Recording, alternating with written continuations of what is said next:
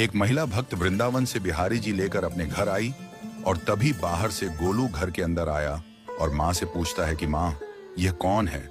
तो मैया ने बोला, ये भगवान हैं और ये ही हमारे मालिक हैं। अब तो घर में जब भी कोई नई चीज बनती तो सबसे पहले बिहारी जी को भोग लगता। पहले यह सब चीजें गोलू को सबसे पहले मिलती थीं। इससे गोलू बहुत चिढ़ने लगा और मन ही मन ठाकुर जी को कोसने लगा। एक दिन गोलू की माँ काम पर जाते समय बोली, गोलू, यमुना जी से मटके में जल भर कर लाना।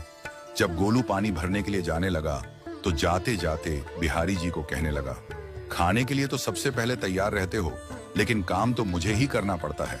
अगर यहाँ रहना है तो काम करो। कहकर गोलू यमुना जी से जल भरने के लिए चल पड़ा। गोलू जब यमुना जी में जल भरने लगा तो उसने देखा कि यमुना जी के अंदर बिहारी जी विराजमान हैं और कह रहे हैं, ला गोलू, घड़ा हम भर देते हैं।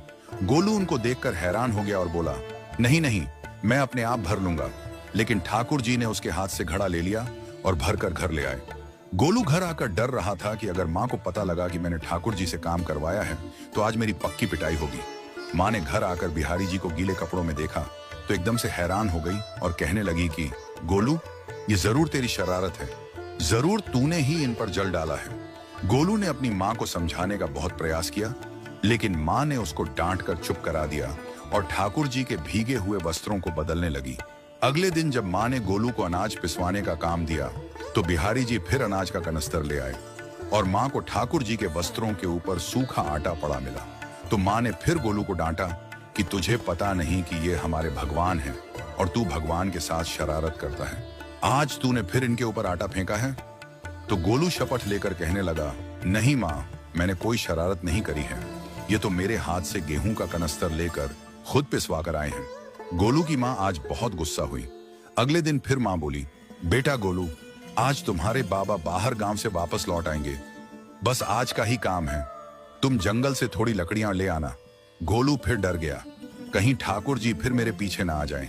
गोलू ने माँ को बोला कि मैं चला तो जाऊंगा, लेकिन बिहारी जी को समझा लो, वह मेरे पीछे ना आई। उसकी माँ हंसकर बोली, हाँ हाँ समझा दूंगी, तुम जाओ तो सही। गोलू जल्दी जल्दी लकड़ियां लेने जंगल में चला गया और माँ काम पर चली गई। लेकिन उस दिन माँ काम से जल्दी वापस आ गई और देखा बिहारी जी अपनी चौकी पर विराजमान नहीं है। वह तो एकदम से घबरा गई कि कहीं गोलू की शरारत तो नहीं। वह भागी भागी जंगल की तरफ गई। तभी उसने देखा कि गोलू के साथ एक इंसान लकड़ियों को लेकर घर आ रहा है। गोलू की माँ यह देखकर हैरान हो गई कि यह तो बिहारी जी हैं। ये क्या हमारे भगवान हमारा काम कर रहे हैं? इसका अर्थ गोलू ठीक कह रहा था।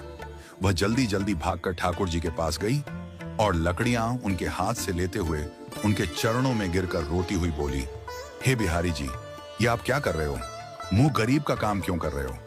ठाकुर जी मुस्कुराते हुए बोले, हमें तो तेरे बेटे पर बहुत प्यार आता है। सब लोग हमें भगवान समझते हैं, लेकिन एक तेरा बेटा ही था जो हमको अपना मानता था।